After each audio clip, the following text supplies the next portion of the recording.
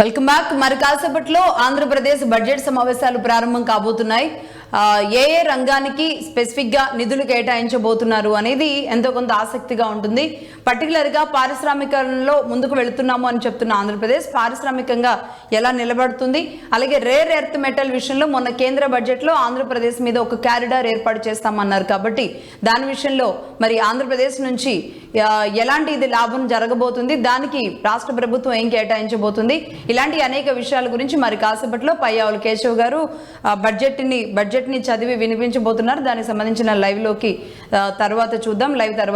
ఈ లోపుగా దీనికి సంబంధించి డిబేట్లోకి వెళదాం. దీంతో పాటు నిన్న మండలిలో లోకేష్ గారు ఒక విశ్వరూపం అనాలో ఏమో మహిళల జోలికి వస్తే ఊరుకునేది లేదు, మహిళల గురించి మాట్లాడితే అది ఎవరి తల్లైనా ఎవరి చెల్లైనా, రేపు జగన్మోహన్ రెడ్డి గారి తల్లి గురించి మాట్లాడినా సరే మేము ఇదే విధానంగా ఉంటాం. అంబటి రాంబాబు గారి విషయంలో మేము ఎందుకు ఇంత స్ట్రైట్గా సూటిగా ఇంత కఠినంగా ఉండాల్సి వచ్చింది అన్న విషయాన్ని కూడా ఆయన ధృవీకరించారు. ఎక్కడా కూడా లడ్డు కల్తీనే ఈ విషయం, ఆ తర్వాత అంబటి రాంబాబు గారి విషయంలో ఎక్కడ అధికార పార్టీకి సంబంధించిన ఎవరు ఈ స్థాయిలో సీరియస్ అవ్వలేదు. బట్ మండలిలో దీన్ని అంబటి రాంబాబు అరెస్టుని అక్రమం అంటూ ప్రతిఘటించిన వైసీపీకి చాలా బలమైన కౌంటర్ లోకేష్ నుంచి వచ్చిన విధానం మనం చూస్తున్నాం. దీనికి సంబంధించి అలాగే బడ్జెట్కి సంబంధించి డిబేట్లోకి వెళదాం. టీడీపీ నాయకులు విజయశేఖర్ రెడ్డి గారు ఉన్నారు డిబేట్లో. నమస్తే అండి విజయశేఖర్ రెడ్డి గారు. శేఖర్ రెడ్డి గారు నమస్తే. అలాగే ఎల్ఎం మోహన్ రెడ్డి గారు ఉన్నారు, వైసీపీ నాయకులు. దుర్గా కుమార్ గారు సీనియర్ పొలిటికల్ అనలిస్ట్, మరి కాసేపట్లో జాయిన్ అవుతారు. నమస్తే అండి ముగ్గురికి. జాయిన్ అయ్యారా? నమస్తే అండి దుర్గా కుమార్ గారు. నమస్తే అండి. నమస్తే. ముందుగా మోహన్ రెడ్డి గారు. మోహన్ రెడ్డి గారు, ముందుగా మనం మండలి గురించి మాట్లాడదాం. అంబటి రాంబాబు గారి విషయం మండలి దాకా చర్చకు వచ్చిన తీరు చూస్తే నిజంగానే లోకేష్ గారు మాట్లాడింది మహిళలని అన్నప్పుడు ఈ స్థాయిలో అది ఎవరన్నా బూతులు అంటే గనక ఈ స్థాయిలో చర్యలు తీసుకుంటే దీన్ని కట్టడి చేయొచ్చు అని మీరు భావిస్తున్నారా? నమస్కారం అమ్మా. మీకు ప్యానల్ పాల్గొన్న పెద్దలకు, చూస్తున్న వీక్షకులకు, యాజమాన్యానికి అందరికీ హృదయపూర్వకంగా నమస్కారాలు. నమస్తే అండి. మనకు కూటమి ప్రభుత్వం అధికారంలోకి వచ్చిన తర్వాత గతంలో చంద్రబాబు నాయుడు గారు సింగిల్ గా ఉన్నప్పుడు అధికారంలో ఉన్నప్పుడు ఒక టైప్ ఉంది, ఇప్పుడు అధికారంలోకి వచ్చిన తర్వాత ఇంకో టైప్ కనిపిస్తుంది. వీళ్ళు మాటల్లో ఒక రకంగా ఉంది, చేతల్లో ఇంకో రకంగా ఉంది. మాటలు అయితే బాగా నీట్ గా చెప్తారు, చేసేటప్పుడు పూర్తి వాళ్ళకు సంబంధించినటువంటి ఈ కండవాళ్ళు భుజాన్ని వేసుకొని చేసినటువంటి వ్యక్తులను కూడా వీళ్ళు క్షమించి వదిలిపెట్టేస్తున్నారు. వీళ్ళు ఏమంటున్నారంటే మేము సస్పెండ్ చేసినాం, మేము యాక్షన్ తీసుకున్నాం, మేము బయటకు పంపించినాం, ఇమీడియట్లీ ఒక స్టేట్మెంట్ ఇచ్చేస్తారు, అవి వదిలిపెడతారు. ఎవరు కార్యక్రమాలు వాళ్ళు చేసుకుంటారు. తిరుపతి నుండి, శ్రీకాళహస్తి నుండి, అనంతపురం నుండి, రాజంపేట నుండి, ఈ రాష్ట్రంలో ఏ ప్రాంతం మన కోన రవికుమార్ గారి వరకు ఎక్కడన్నా తీసుకోండి, గుంటూరులో తీసుకోండి, ఏ ప్రాంతంలో సాక్షాత్తు ప్రజాప్రతినిధులుగా ప్రాతినిధ్యం వహిస్తున్నటువంటి వాళ్ళు ఇష్టం వచ్చినట్టు మహిళల్ని తిడితే వాళ్ళని వదిలిపెట్టేసి వాళ్ళ మహిళలు వచ్చి వెంటబడి మా అంబటి రాంబాబు గారి మీద కొట్టను వచ్చే కార్యక్రమంతో పాటు వాళ్ళు ఇష్టం వచ్చినట్టు వాళ్ళు మాట్లాడినప్పుడు ఆయన ఆవేశపూరితంగా నేను మాట్లాడింది తప్పేనని చెప్పిన తర్వాత కూడా మళ్ళీ ఇంటి మీద దాడి చేసి ఇంట్లో ఉన్నటువంటి మహిళలు, వృద్ధులు ఎవరుంటే వాళ్ళ మీద దాడులు చేసి మామూలు దాడి కాకుండా లాస్ట్ కు పెట్రోల్ బాంబులు వేసే వరకు తీసుకుపోయినారంటే మరి ఎక్కడ మనం కాపాడతాం, ఎవరిని మనం కాపాడతాం, ఎప్పుడు కాపాడతాం, ఎందుకు మాట్లాడుతున్నాం? ఈ మాటలు ఊరికి అసెంబ్లీలో టైం పాస్ కు, టైం వేస్ట్ కు, ప్రజలను నమ్మించడానికి మాత్రమే పనికొస్తుంది. ఎక్కడే గానీ తెలుగుదేశం కూటమి అధికారంలోకి వచ్చిన తర్వాత ఈ టర్మ్ లో జరుగుతున్నటువంటి మహిళల మీద దాడులు చరిత్రలో ఎప్పుడు అసలు ఆంధ్రప్రదేశ్ కాదు వేరే రాష్ట్రాల్లో కూడా జరగలేదు, వేరే మన భారతదేశంలో ఏ రాష్ట్రంలో కూడా ఇంత దారుణంగా జరగలేదు. సాక్షాత్తు అమిత్ షా గారే చెప్పడం జరిగింది, ఆంధ్రప్రదేశ్ రాష్ట్ర పోలీసు వ్యవస్థ 36వ స్థానంలో ఉందంటే అంత దిగజారిపోయింది. పోలీసులు దిగజారుస్తున్నారు. ఇంత దిగజార్చే కార్యక్రమం చేస్తే మనము చాలా ఇబ్బందులు పడాల్సిన పరిస్థితి వచ్చింది. ఒక ఆంధ్రప్రదేశ్ లో మేము అధికారంలో ఉన్నాం, మా కూటమి ఉంది, అక్కడ ఏం చేసినా ఎవరు పట్టించుకోరనే పరిస్థితి రాకూడదు. ఈ ప్రభావం దేశం మీద కూడా పడుతుంది, ఇతర రాష్ట్రాలకు ప్రాకుతుంది, రాష్ట్రం మీద దేశానికి ప్రాకుతుంది. కాబట్టి దయచేసి ఇప్పుడైనా మీరు మేల్కొని నేను చెప్పే కార్యక్రమాన్ని చేసినటువంటి సంఘటన కూడా మనకు తెలుసు. దానికి తోడు మనం కళ్ళ ముందర కనిపిస్తుంది కదా, వీళ్ళకి సంబంధించినటువంటి ఎమ్మెల్యే మీద ఆరోపణ చేస్తే ఆ ఎమ్మెల్యేని ఇంతవరకు కనీసం సస్పెండ్ చేయలేకుండా పార్టీ కార్యక్రమాలకు రావద్దంటే ఏ కార్యక్రమాలు, ఎవరు కార్యక్రమాలు, ఎవరికి అవసరం ఉంది? వాళ్ళు చేసిన తప్పులను కప్పిపుచ్చుకోవడానికి పార్టీ కార్యక్రమం రావద్దని కాళ్ళ మీద కలుసుకుని ఇంట్లో అనుకుంటారు. ఏమవుతుంది? వాళ్ళే స్వతంత్ర సమరయోధులా, దేశం కోసం పోరాటం చేయాలనుకుంటున్నారు. ఎవరి గురించి అంటున్నారు ఇది?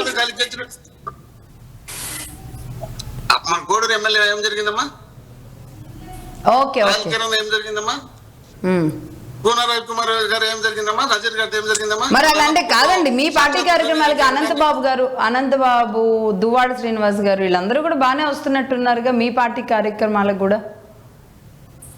ఇప్పుడు మా పార్టీలో జరిగిండేది వాస్తవమా అవాస్తవమా అనేది పక్కన పెడితే ఆ రోజే మేము సస్పెండ్ చేసినాం. సస్పెండ్ చేసి దాదాపు 6 నెలలు సంవత్సరం మా దాంట్లో ఇన్వాల్వ్ కాలే.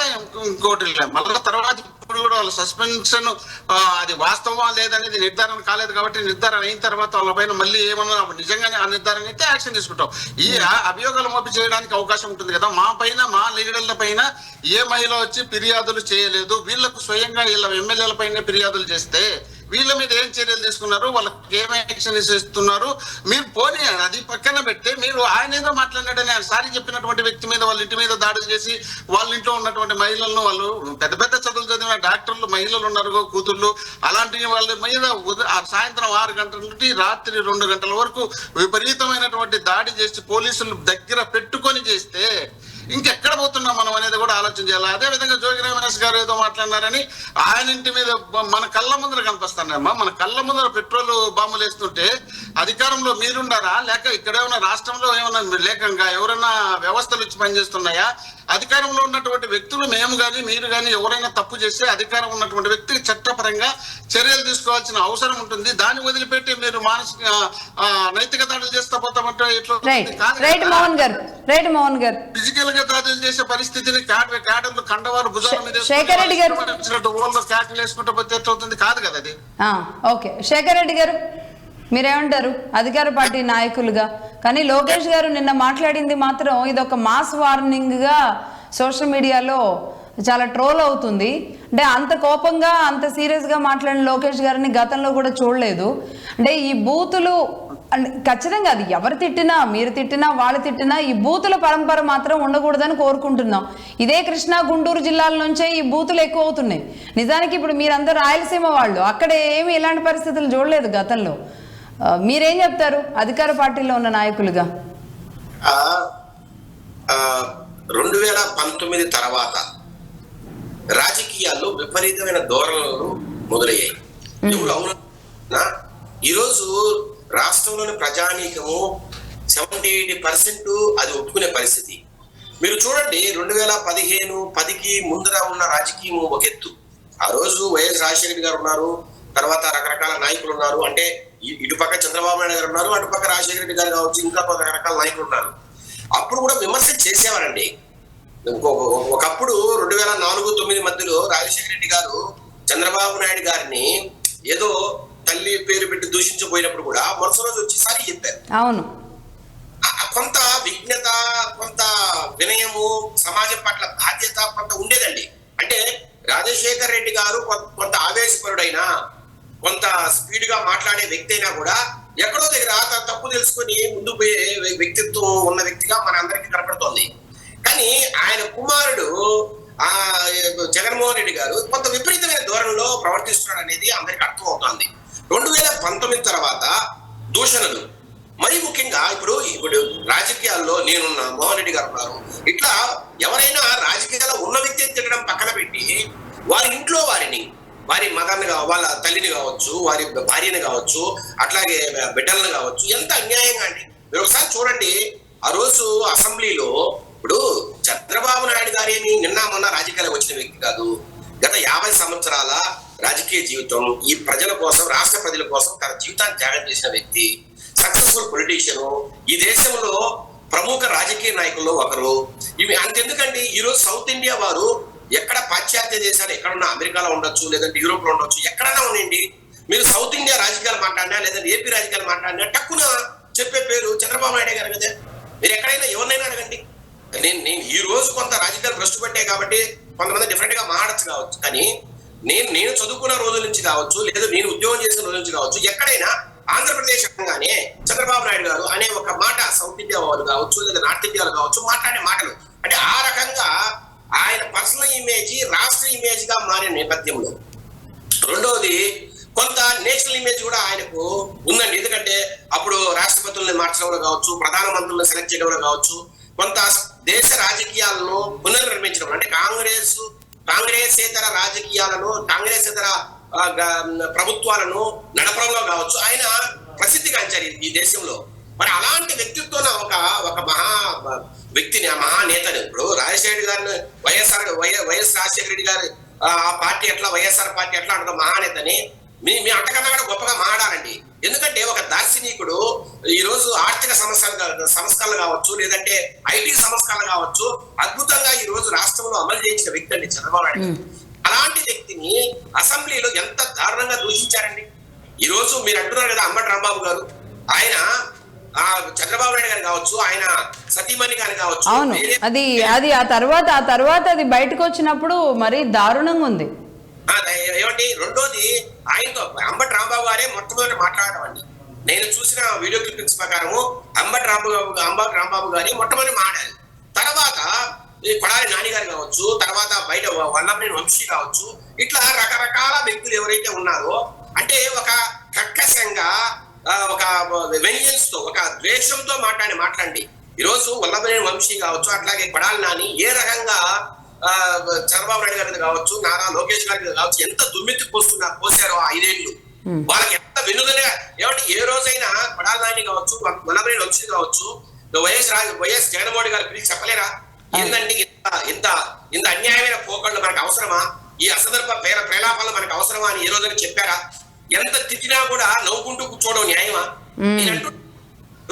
ఇప్పుడు వయసులో చిన్నవారైనా జగన్మోహన్ రెడ్డి గారు ఒక రాష్ట్ర అధినేతగా ఉన్నప్పుడు మనం మాడే భాష ఏంటి? ఇప్పుడు ఆయన ఒక్కరు బాగా మాట్లాడ సరిపోతుందా? మిగతా ఆయన చుట్టూరు ఉన్న మంత్రులు కావచ్చు, ఎమ్మెల్యేలు కావచ్చు బాగా మాట్లాడాల్సిన అవసరం లేదు. ఎంత మాట మాడారండి. కాదండి, తిట్టిచ్చేవాళ్ళు తిట్లు ఇచ్చేవాళ్ళు అందరూ ఇదే కృష్ణా గుంటూరు నాయకులే అవుతున్నారు.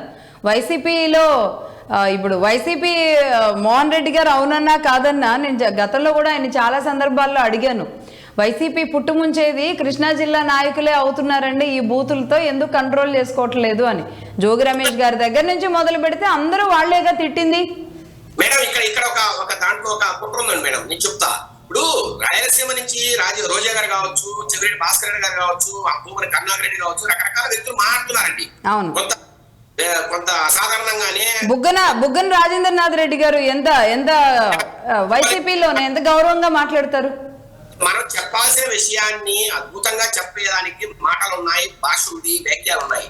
ఇప్పుడు ఏదో లేని కోపాన్ని తెచ్చిపెట్టుకుని ఇంట్లో ఆడవాళ్ళందరినీ మాట్లాడడం వల్ల ఏమొస్తుందో ఎవరికైనా వాళ్ళే అర్థం చేసుకోవాలి. ఇక్కడ ఏంటంటే ఇప్పుడు అసెంబ్లీలో మాట్లాడే మాటలు కావచ్చు, బయట కూడా ఇప్పుడు ఆలోచించండి. ఇప్పుడు ఎంత కాదనుకున్నా షర్మిల గారు వైఎస్ జగన్ చెల్లెలే కదండి. ఆమెను పట్టుకొని ఏమండి నేను ఈ డిబేట్ లో మాట్లాడండి రాజశేఖర రెడ్డి ఒకవేళ రాజకీయంగా ఎవరైనా ఆపోజిట్ గా ఉండొచ్చండి. ఇప్పుడు ఒక ఇంట్లో ఈరోజు కవిత గారు కావచ్చు, అట్లా కేటీఆర్ గారు కావచ్చు, తెలంగాణలో దాడులు వేరయ్యాయి. అంత మాత్రాన ఎవరంటే వాళ్ళని పెట్టి అన్యాయమైన మాటలు, అంటే ఒక నైతిక విలువలు లేని మాటలండి, వాళ్ళ వ్యక్తిత్వాల మీద వ్యక్తిత్వ హననం అంటారు దాన్ని. అట్లా అంత దారుణంగా వీళ్ళు కొంతమంది సోషల్ మీడియాలో మాడుతూ ఉంటే ఏం చేస్తుందండి వైఎస్ఆర్ కాంగ్రెస్ పార్టీ? అట్లాగే పోసాని కృష్ణమురళి గారు ఆ రోజు మన పవన్ కళ్యాణ్ గారి తల్లి గారి భార్యని కావచ్చు, సతీమణి గారు కావచ్చు, అట్లాగే బిడ్డలు కావచ్చు, ఎంత అన్యాయంగా మాట్లాడండి. అసలు వీళ్ళు ఎట్లా ఉంది అంటే నేను మాట్లాడినారండి మీరు. అవునండి, అవును. దుర్గా కుమార్ గారు ఇవి సోమాలియాలో కావచ్చు, లేదా నైజీరియాలో కూడా మాట్లాడేవి. ఆంధ్రప్రదేశ్ ఈ రోజు ఇంత అభివృద్ధి చెందిన పరిస్థితుల్లో, ఇంత వేగంగా డెవలప్ అవుతున్న పరిస్థితుల్లో ఇంత దారుణమైన ఒక ఆటవిక రాజ్యాన్ని, ఒక రాక్షస రాజ్యాన్ని ఎందుకు సృష్టించాలనుకున్నారో జగన్మోహన్ గారు నాకైతే అర్థం కాదు. దుర్గా కుమార్ గారు ఆఫ్ అయినట్టున్నారు. మీరు ఇంకో మాట అన్నారు, ఎందుకు ఇదంతా కూడా కోస్తాంధ్రలో జరుగుతుందని. నేను అంటున్నా, కోస్తా ఆంధ్రాలోనే ఈ కులాల కుంపట్లకు అవకాశం ఉందండి. ఆ రోజు కొడాలి నాని, వల్లభనేని వంశీ ఎవరండి? కమ్మ సామాజిక వర్గానికి చెందిన వ్యక్తులు. అంటే చంద్రబాబు నాయుడు గారు కమ్మ సామాజిక వర్గానికి చెందిన వ్యక్తి కాబట్టి వారి సామాజిక వర్గంలోనే ఆయన మీద అసమ్మతి ఉంది, వారే తిరుగుతున్నారు అనేది ఒక భావనని ప్రజలే పంపించాలి. అందువల్లనే వాళ్ళతో తిట్టించారు. రెండోది కాపు సామాజిక వర్గం. కాపు ఈ రోజు పవన్ కళ్యాణ్ గారు చంద్రబాబు గారు ఇద్దరు కలిసి ఉన్నారు. వాళ్ళు ఏమంటున్నారు, వచ్చే 15 సంవత్సరాలు ఎట్టి పరిస్థితుల్లో ఈ కలయిక ఎట్లాగే ఉంటుంది, మేము ముందుకు వెళ్తా ఉంటాం. ఏమంటే జగన్మోహన్ రెడ్డి గారికి సత్తా ఉంటే ఏం చేయాలి, వాళ్ళని ఎదుర్కోవాలి రాజకీయంగా. వాళ్ళ అభివృద్ధి మీదనో, లేదంటే సూపర్ 6 పథకాల మీదనో, లేదంటే వాళ్ళు చేసే పనుల మీదనో వాళ్ళు విమర్శించాలా, వారిని రాజకీయంగా ఎదుర్కోవాలి. కానీ ఈ కులాల మధ్య కుంపట్ల పెట్టాలి, చిచ్చు పెట్టాలి. ఏం చేయాలి, బెంగళూరు ప్యాలెస్ గా ఒక కుట్ర పన్నారండి. దాంట్లో భాగంగానే ఈ రోజు అంబటి రాంబాబు గారితో ఇంత దూషణలకు దిగడం. ఇప్పుడు ఒకటే మేడం, నేను ఒకే మాట చెప్తున్నా, తిరుపతిలో ప్రాయశ్చిత్త హోమం అనే పేరుతో భూమని కరుణాకర్ రెడ్డి గారు ఫ్లెక్సీలు పెట్టారు. దాంట్లో చంద్రబాబు గారు కావచ్చు, తర్వాత పవన్ కళ్యాణ్ గారు కావచ్చు, ఫోటోలు పెట్టి అన్యాయంగా రాశారు. మరి తిరుపతిలో లేని ప్రాబ్లము వైసీపీ నాయకులకు ఎక్కడో గుంటూరులో ఒక ఫ్లెక్సీ కడితే తెలుగుదేశం అభిమానులు లేకపోతే ఇంకెవరో ఇబ్బంది పడ్డ భక్తులు కడితే దాంట్లో అంబటి రాంబాబు గారికి ఇప్పుడు ఇబ్బంది ఏంటి మేడం? ఈ రోజు రాష్ట్రంలో ఏ చిన్న పట్టణానికి వెళ్ళినా 10వ సంఖ్యలో ఫ్లెక్సీలు కనపడతాయండి. రకరకాల ఫ్లెక్సీలు కడుతున్నారు. దాంట్లో ఎక్కడ ఎవరిని పర్సనల్ గా ఒక కుటుంబాన్నో లేకపోతే ఒక వ్యక్తిలో దూషించింది కాదే ఇది. సరేలేండి, ఇప్పుడు ఫ్లెక్సీ గురించి మాట్లాడాలంటే శేఖర్ రెడ్డి గారు, ఒక పక్క ఒక విచారణ జరుగుతుంది, రాష్ట్ర ప్రభుత్వం స్పందించాలి. ఈ లోపుగానే ఈ దుందుడుకు చర్యలు సరైనవి కాదు. ఇక దాని మూలాల్లోకి వెళితే దాన్ని మళ్ళీ లడ్డూ విషయానికి, మళ్ళీ కల్తీనే విషయానికి వెళ్తుంది. నేను అనేది ఏంటంటే, సరే అది లడ్డూ విషయం కావచ్చు, లేదంటే ఇంకేదైనా పాలసీ మ్యాటర్ కావచ్చు, లేదంటే అది మెడికల్ కాలేజ్ విషయం కావచ్చు, విషయం ఏదైనా బూతులు మాత్రమే దాడిగా మారుతున్నాయి. మేడం ఇప్పుడు అంబటి రాంబాబు గారు ఆ ఫ్లెక్స్ పేరుకి వెళ్ళి ఆయన తొడగొట్టారు, ఆయనే మాట్లాడారు. ఏమంటే రేపటి లోపల తీసేయకపోతే 1000 మందితో వస్తామని మాట్లాడారు. రైట్. తర్వాత మరుసటి రోజు ఆయన టెంపుల్ పోయి గుడికి పోయి ఇంటికి బొమ్మని చెప్పారు పోలీసులు. కానీ వెళ్ళారా, మళ్ళీ ఆ ఫ్లెక్స్ తిరిగి వెళ్ళాడు. అదే అంటే ఈ కవ్వింపు చర్యలే ఇదవుతున్నాయి. మోహన్ రెడ్డి గారు మీరేమంటారు? ఇప్పుడు మీరు అనంతపురం, మన శేఖర్ రెడ్డి గారు రాజంపేట, ఇలాంటి చోటు ఉన్న రాయలసీమ రాజకీయ నాయకులు.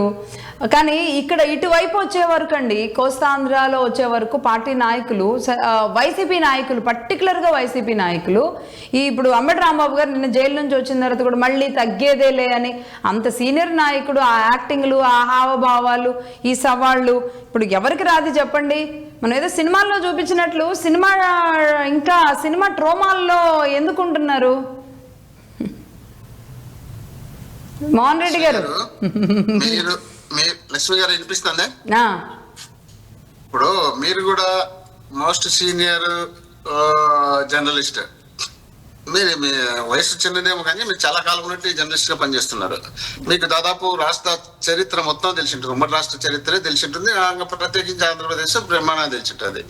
మీ కళ్ళ ముందు మీరు చూస్తుండగా 2014 నుండి 2019 వరకు అసెంబ్లీలో ఏం జరిగిందన్న విషయం మీకు తెలుసా లేదా? అక్కడ బోండా ఉమా గారు కానీ, చింతమనేని ప్రభాకర్ గారు కానీ స్వయంగా జగన్మోహన్ రెడ్డి ప్రతిపక్ష నాయకుడుగా 67 సీట్లు ఉన్నటువంటి జగన్మోహన్ రెడ్డి గారి మీద నేలక కొరికి వాళ్ళు కూడా బూతులతో మదర్ను నీ అమ్మ అనే వరకు తీసుకొచ్చి మాట్లాడినారంటే అక్కడే ఉన్నటువంటి ముఖ్యమంత్రి 45 సంవత్సరాలు రాజకీయ అనుభవం కలిగినటువంటి వ్యక్తి, అప్పటికి 11 సంవత్సరాలు ముఖ్యమంత్రిగా పనిచేస్తున్నటువంటి వ్యక్తి, అలాంటి వ్యక్తి ముందర మాట్లాడుతుంటే మైక్ తీసుకొని ఇది పద్ధతి కాదయ్యా, వాళ్ళు కొత్తగా వచ్చినటువంటి రాజకీయ నాయకులు, చిన్న వయసు ఉన్నటువంటి రాజకీయ నాయకులు, అది కొత్త పార్టీ, వాళ్ళు తెలిసి తెలియక ఏమన్నా మాట్లాడుతున్నారేమో తెలియదు, మీరు కూడా కొత్తగా వచ్చిన వాళ్ళు కాబట్టి మీకు కూడా నేను చెప్తున్నా, ఇక్కడ ఆ విధమైన భాష మాట్లాడకూడదు అని ఆ రోజు ఆయన చెప్పి ఉంటే ఈ రోజు ఆ పరిస్థితి రాదనే దానికి అది ఒక నిదర్శనంగా తీసుకోవాల్సిన అవసరం ఉంది. అప్పటికి వీళ్ళు ఇష్టం వచ్చినట్టు అంటే వాళ్ళకి అంటే ఆనాటి సిచ్యువేషన్ లో చంద్రబాబు నాయుడు గారు చెప్పలేదు, దాన్ని కంట్రోల్ చేయలేదు అనేది మీరు నమ్ముతున్నారా?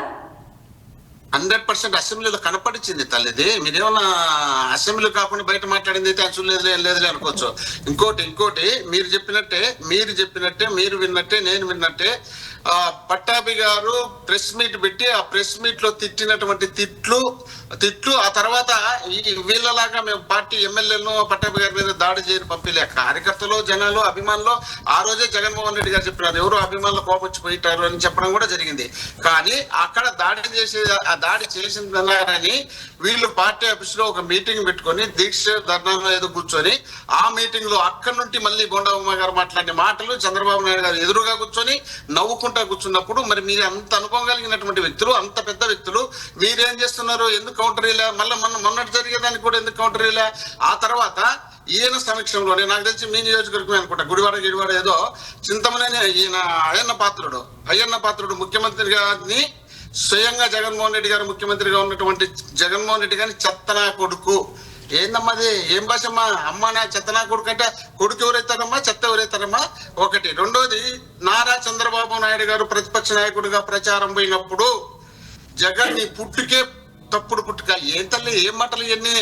ఇంకా ఇవే మాట్లాడిన మాటలు, మా పెద్ద మాటలు, మీరు ఇష్టం వచ్చినట్టు మాట్లాడచ్చు. మీరు సత్యహరిచంద్రులు, మీరు ఏమైనా మాట్లాడి చెల్లించుకోగలరు. మేము ఏదన్నా ఒకటి పొరపాటు మాట్లాడితే మొత్తం చరిత్ర అంతా తిరగచ్చి రాష్ట్రంలో, దేశంలో ఎక్కడ జరిగినా, ఎప్పుడు జరిగినా అన్ని తీసుకొచ్చి మేమే స్టార్ట్ చేసినట్టు మాకు వంట కడతారు. మీకు చేసినట్టు మాత్రం మీకు గుర్తురావు, మీరు మాట్లాడేటప్పుడు మాత్రం మీకు గుర్తురావు. అదే ఆయన సత్యనారాయణ మూర్తి ఎవరు పెందుర్తి ఎమ్మెల్యే రోజా గారిని ఏమంటారమ్మా? ఇంతకన్నా దిగజారి మాట్లాడితే రోజా గారు నాకు ఇప్పుడు మళ్ళీ అది టెంప్ట్ అవుతుంది, కోపం వస్తుంది. లాడ్జీలు దిగినావు, ఏడ దిగినావు, ఎక్కడ దిగినావు, ఏం చేసినావు? మరి ఏం చేస్తున్నారు చంద్రబాబు నాయుడు గారు?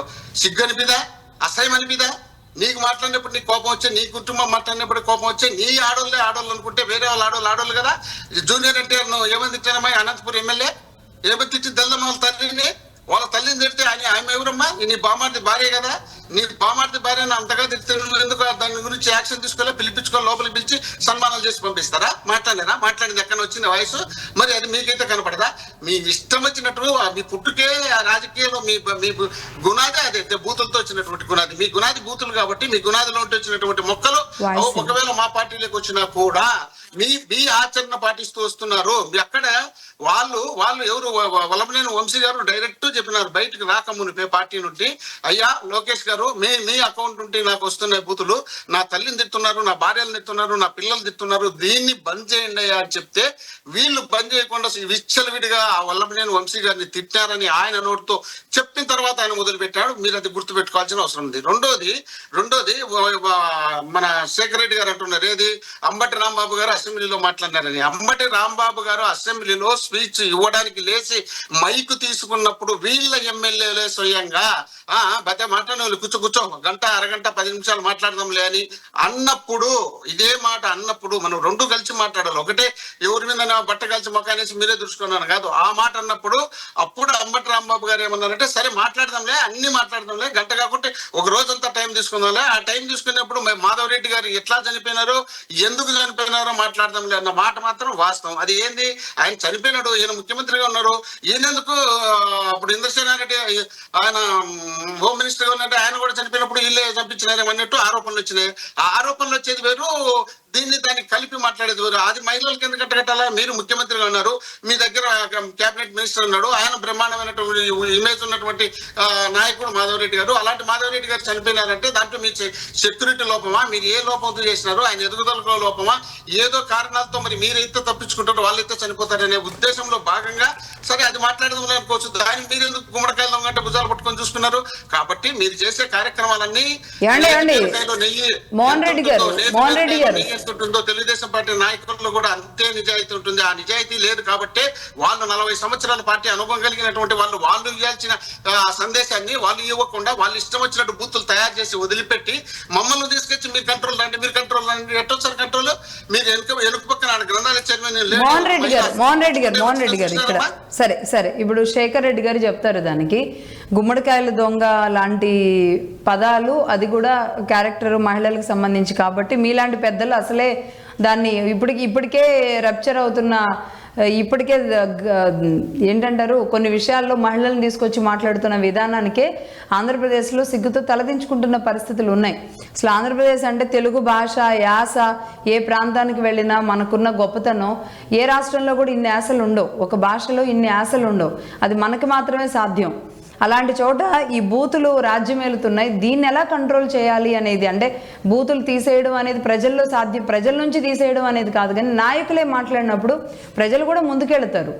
ఆ క్రమంలో ఇప్పుడు మీరు కొన్ని తప్పులు మీరు కొన్ని తప్పులు వాళ్ళ తప్పులు ఏమేం చేశారు, ఎప్పటి నుంచి వాళ్ళు మాట్లాడుకుంటూ వచ్చారు అన్న లిస్టు మీరు చెప్పారు, బాగుంది. అది దాని మీద శేఖర్ రెడ్డి గారు చెప్తారు. ఒక్క నిమిషం ఇది ఒక్క మాట ఆన్సర్ ఇస్తాను మీకు. నేను మాట్లాడే మాటల్లో ఎవరిని ఉద్దేశించి ఎవరిని కించపరచాలనే ఆలోచనతో మాట్లాడే మాట కాదు. ఇది సామెత ఎట్లుంటుందంటే, మనం ఏదైనా దొంగతనం చేసిన తర్వాత వేరే వాళ్ళని దొంగ అంటే, అరే మీరు దొంగతనం చేసి మా మీద దొంగతనం అంటున్నారా అనే టైప్ లో మాట్లాడే మాటలు మామూలుగా పల్లెల్లో వచ్చే భాషలో భాగంగా మాట్లాడే తప్ప, నా ఉద్దేశం మళ్ళీ మీరు అనుకున్న ఎనుగు ఆ డెప్త్ అయితే లేదు. దాన్ని దయచేసి దాన్ని తొలగించేసి మాట్లాడి. ఖచ్చితంగా అదే అలా అది కూడా రావద్దు అన్న కోణమే తప్ప, అలా మాట్లాడరు అన్న నమ్మకం తప్ప సరిచేయడం ఉండదు. నా దగ్గర ఎటువంటి పరిస్థితుల్లో శేఖర్ రెడ్డి గారు ఎవరినైనా కించపరచాలనేది కానీ కించపరచడం కానీ నా చరిత్ర ఉండకూడదు. శేఖర్ రెడ్డి గారు ఖచ్చితంగా కొన్ని అంటే రాజనీతి ఉంటుందండి రాయలసీమలో.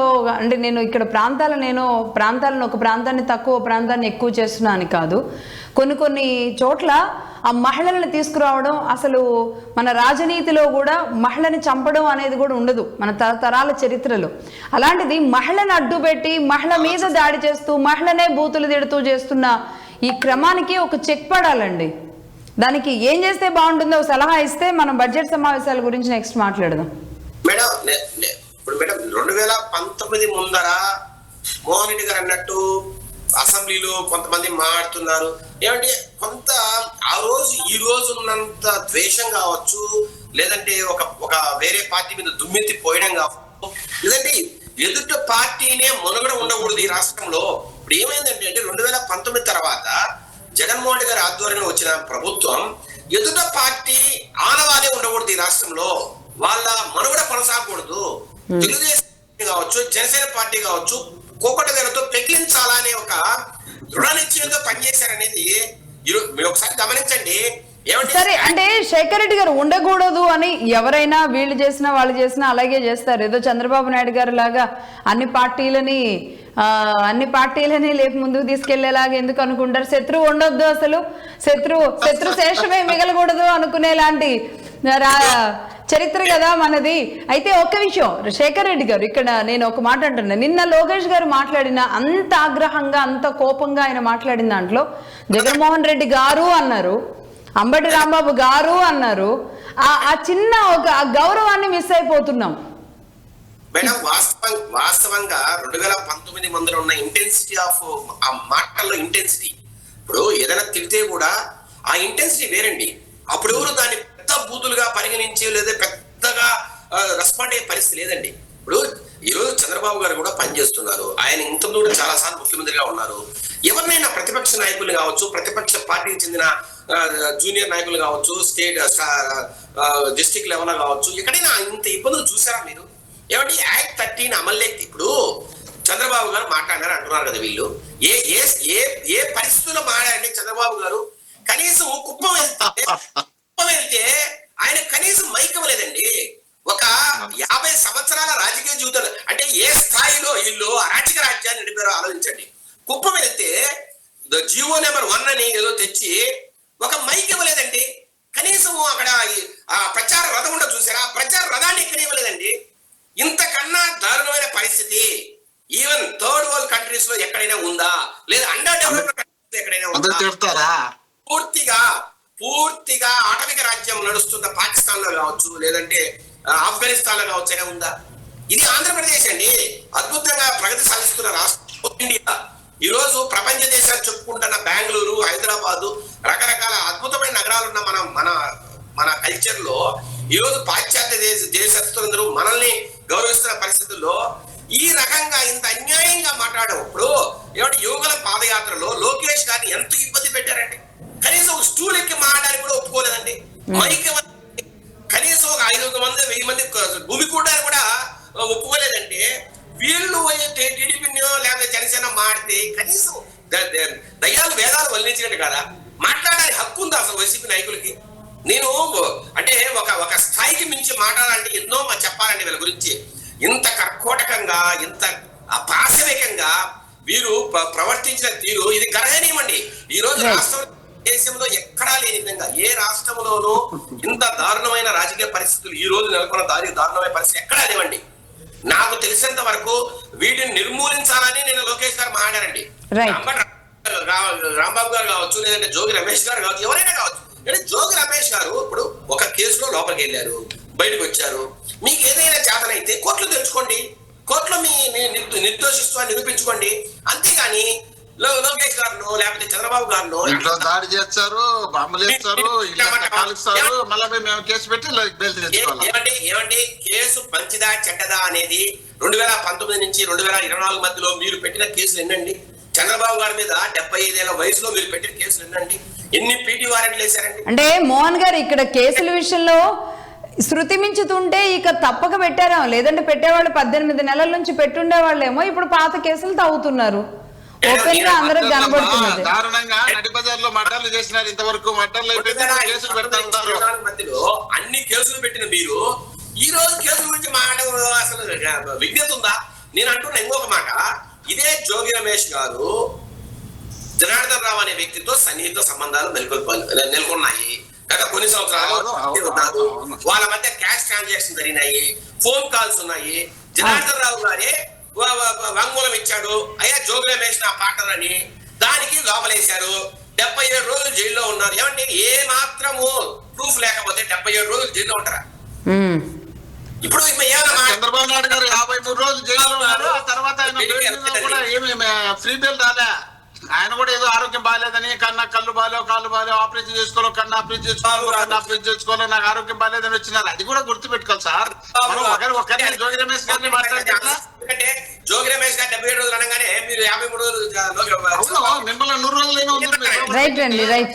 అదే అంటే ఇక్కడ శేఖర్ రెడ్డి గారు ఒకటి అంటే వైసీపీ అండ్ టీడీపీ తీరు ఎలా ఉందంటే ఆంధ్రప్రదేశ్లో, అవునన్నా కాదన్నా ఒకవేళ మోహన్ రెడ్డి గారు ఫీల్ అయినా రెచ్చగొట్టడంలో, బూతులు తిట్టడంలో వైసీపీలోని కొంతమంది పర్టికులర్ నాయకులు కవ్వించడంలో ముందున్నారు. అది అందరూ చూస్తున్న విషయమే.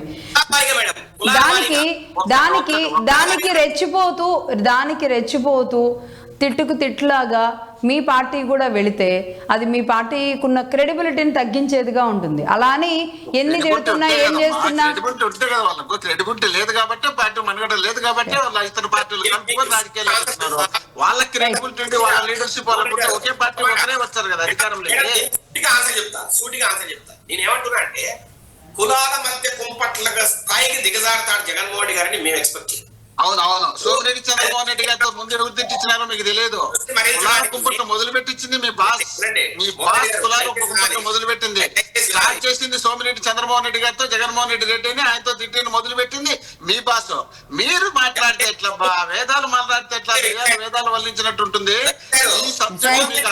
రైట్ అండి. బడ్జెట్ గురించి మాట్లాడదాం. బడ్జెట్ గురించి అయితే ఒకటి మాట్లాడదాం. నేను ఫైనల్ గా ఒక మాట చెప్తా ఈ విషయంలో. ఇక్కడ ఈ స్థాయికి దిగజారి కులాల మధ్య కుంపట్లు పెడతారనే అని ఎవరు ఊహించలేదండి. ఇది 2 పార్టీల మధ్య ఇష్యూగానే చూసాం కానీ ఎక్కడ కులాలు ఎప్పుడైతే అది అర్థమైందో మాకు, తెలుగుదేశం పార్టీ కావచ్చు, జనసేన పార్టీ కావచ్చు, మా వారికి మేము వాన్ చేసామండి.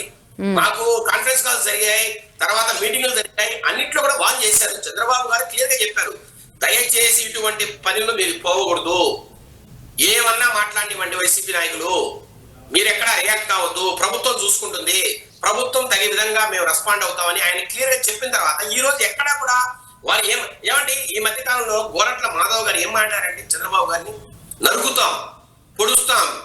అసలు అది అనంతపురం భాషే. ఆయన మన మోహన్ రెడ్డి గారు కూడా అర్థమైంది. ఆయన మాట్లాడుతూ ఈ మధ్య కాలంలో ఆ రాయలసీమ సంబంధం, ఎత్తుపోతల సంబంధంగా ఒక మీటింగ్ లో చంద్రబాబు గారిని, తర్వాత పవన్ కళ్యాణ్ గారిని నరుకుతాం. ఏందని నరికేది?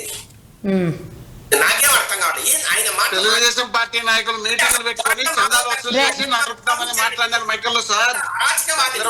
తెలుగుదేశం నాయకులు మీటింగ్లు పెట్టుకొని మైకులు తీసుకొని అంబట్రామ్ బాబు గారిని చంపితే 50 లక్షలు ఇస్తానని చెప్పినారు. మీరు అది మర్చిపోయినారేమో. మీరు మాట్లాడితే డబ్బులు వసూలు చేసి మట్టలు చేస్తామని డిస్కషన్ లో మీటింగ్ లోనే మాట్లాడినారు మీరు మైకల్లో.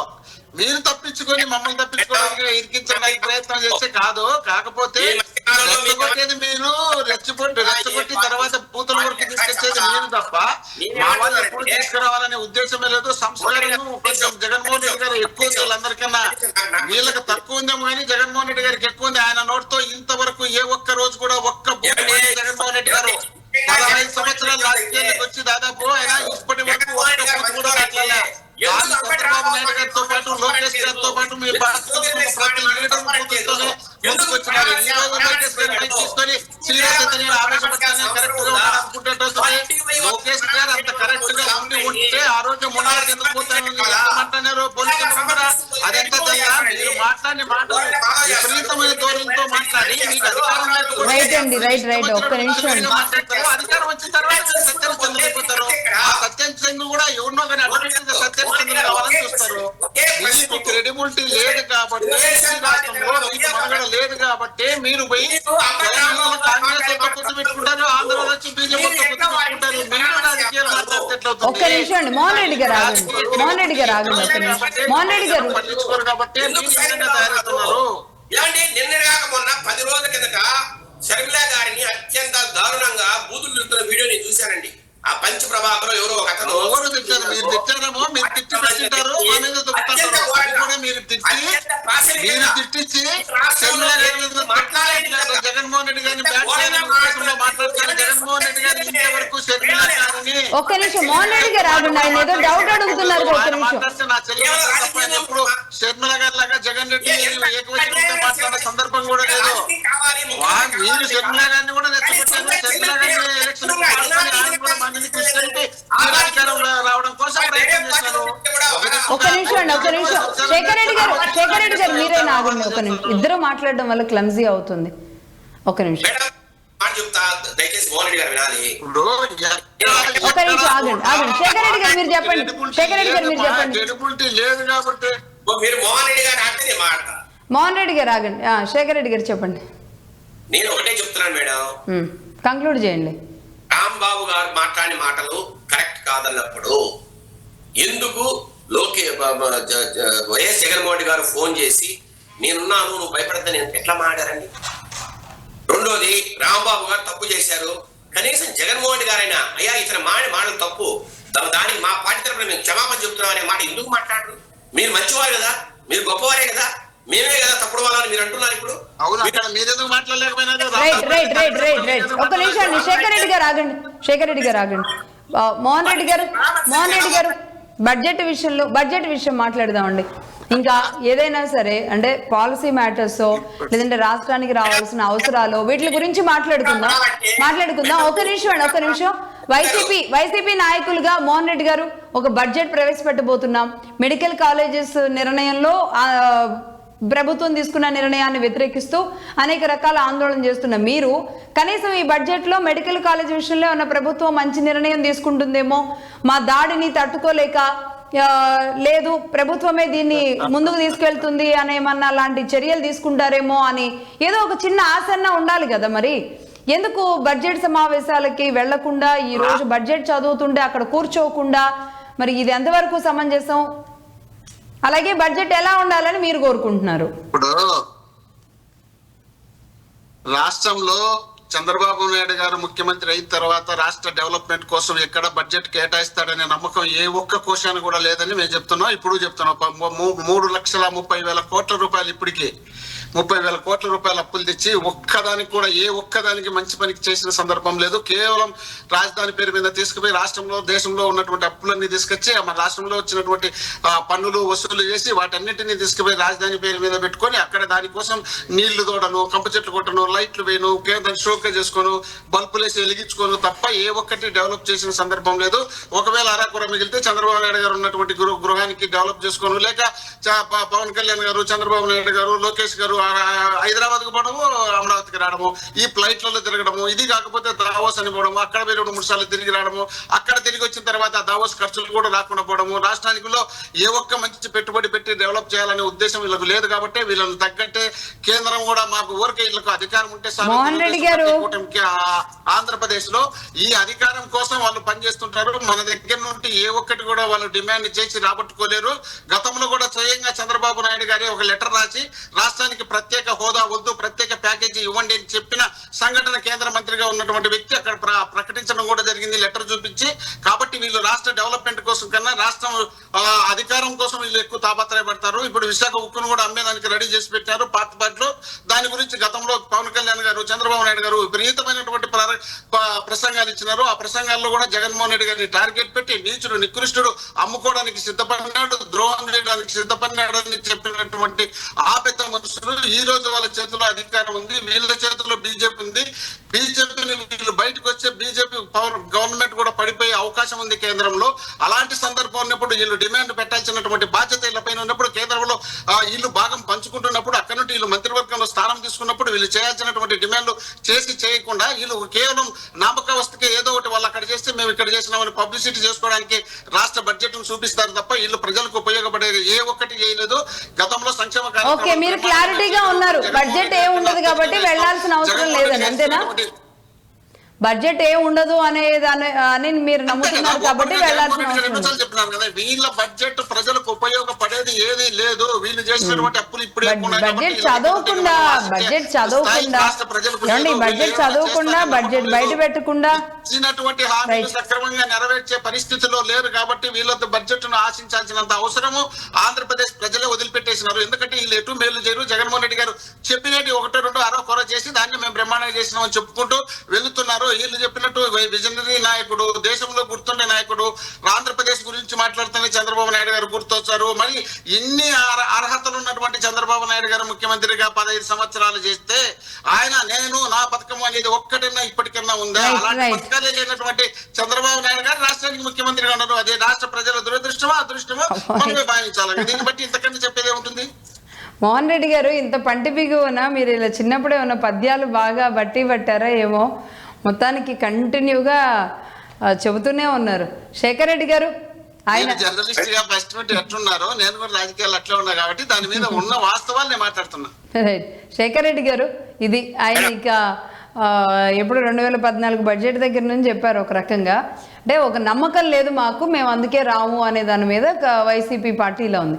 ఇక మీరు అది పక్కన పెడితే అసలు బడ్జెట్ విషయంలో ఎలా ముందుకు వెళ్ళబోతుంది ప్రభుత్వం? మెడికల్ కాలేజ్ విషయంలో ఏదైతే రాద్ధాంతం జరుగుతుందో ఆంధ్రప్రదేశ్లో అది, ఇక కేటాయింపులు, సంక్షేమ పథకాలు ఇవి అందరూ చేస్తున్నవే, అంతకు మించి ఇప్పుడు బడ్జెట్ ఎలా ఉండాలని మీరు కోరుకుంటున్నారు పార్టీ నాయకుడిగా, స్టేట్ పర్సన్గా? ఈ మధ్య కాలంలో రకరకాల చర్చలు జరిగాయి ముఖ్యమంత్రి గారికి, అట్లాగే మంత్రులకు కావచ్చు, రకరకాల సీనియర్ టీడీపీ నాయకులతో కావచ్చు, ఈ మధ్య అట్లాగే జనసేన నాయకులతో కావచ్చు, ఈ మధ్య కాలంలో భారీగా చర్చలు జరిగిన నేపథ్యంలో ఈరోజు సంక్షేమానికి కావచ్చు, సంక్షేమానికి ఒక పక్క సూపర్ 6 పథకాల్లో భాగంగా సంక్షేమానికి కొంత ఒక 50% బడ్జెట్, అట్లాగే ఇంకొక 50% అభివృద్ధి పథకాలకు.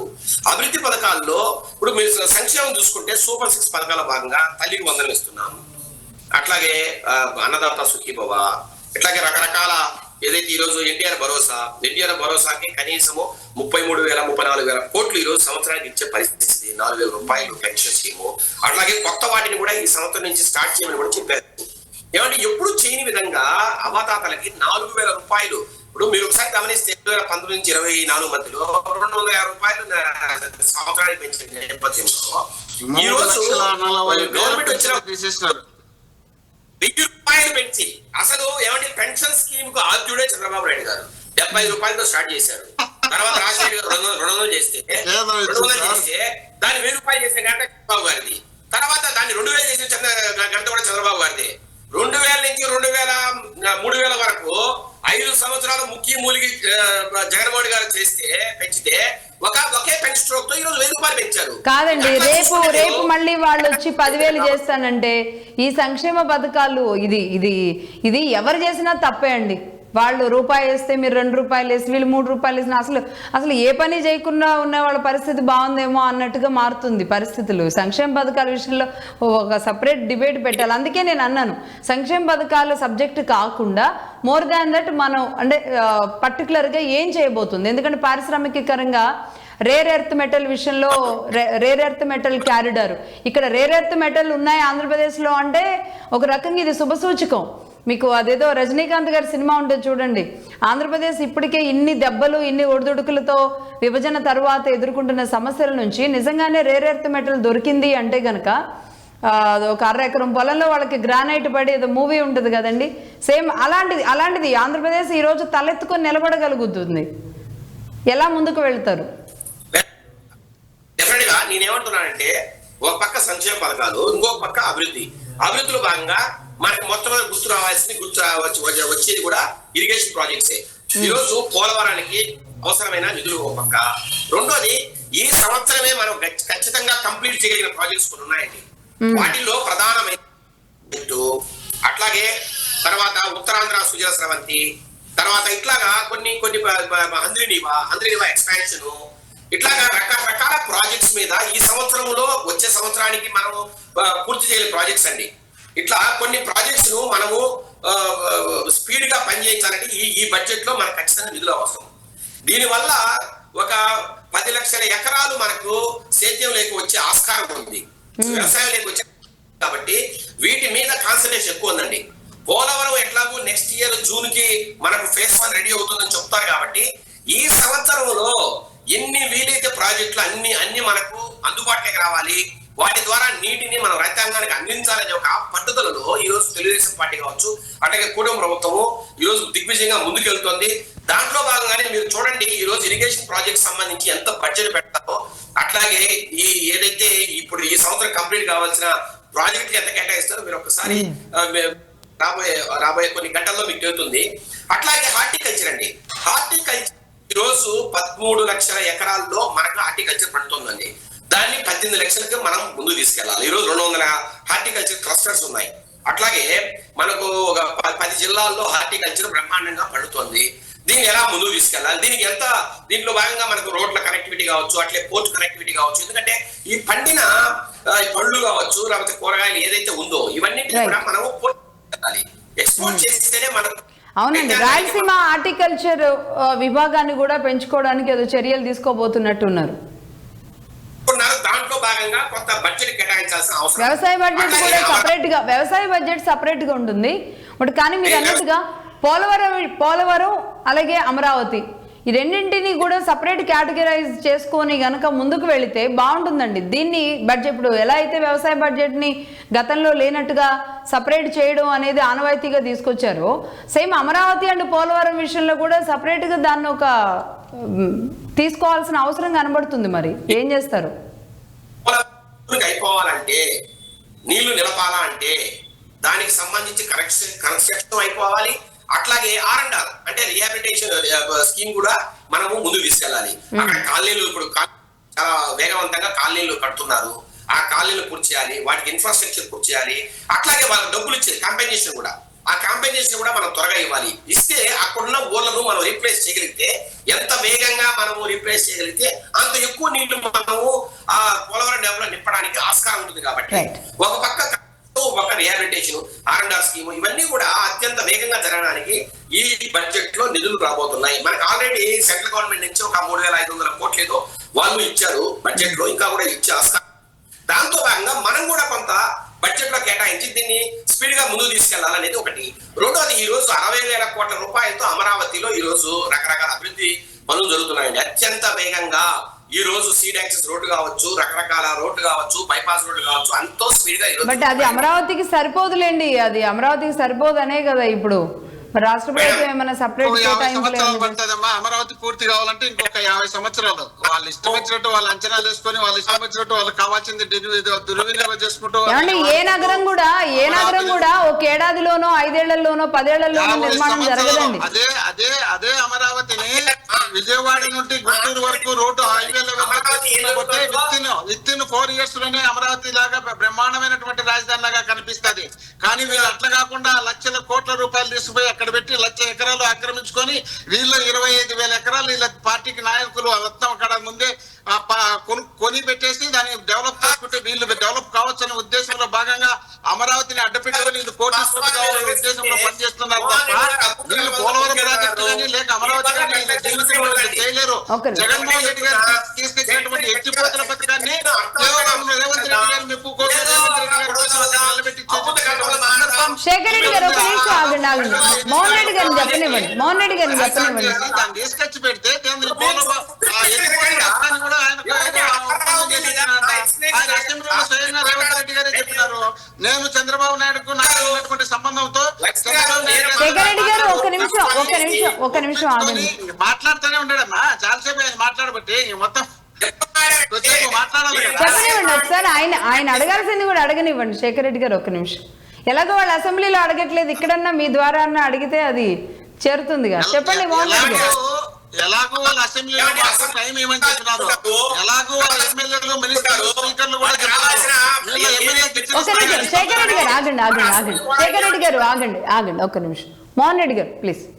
ఎలాగో అసెంబ్లీలో మాకు మాట్లాడే అవకాశం ఇవ్వమని వాళ్ళే స్వయంగా చెప్పినారు. జగన్మోహన్ రెడ్డి గారు ఒక రాష్ట్ర నాయకుడుగా, ఒక రాష్ట్ర మాజీ ముఖ్యమంత్రిగా, ఒక రాష్ట్రంలో 40% ఓట్లు వచ్చినటువంటి నాయకుడుగా, 11 మంది ఎమ్మెల్యేలు గెలిపించుకున్నటువంటి నాయకుడుగా ఆయన అసెంబ్లీకి వచ్చి నేను మాట్లాడతానయ్యా, నాకు సమయం ఇవ్వండి అయ్యా అంటే మీకు మేము సమయం మేము ఇచ్చేది ఒక ఎమ్మెల్యేకి ఇచ్చినటువంటి 5 నిమిషాలు 10 నిమిషాలు ఇస్తాం. ఆ 5 నిమిషాలు 10 నిమిషాలు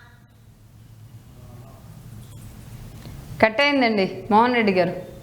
సరే, వస్తానని జగన్మోహన్ రెడ్డి గారు ఎప్పుడన్నారు, సమయం ఇవ్వనని వీళ్ళు ఎప్పుడన్నారు, అసలు ఆయన వస్తానంటే రావద్దని అనడానికి వీళ్ళెవరు? ఆయన శేఖర్ రెడ్డి గారు చెప్పండి.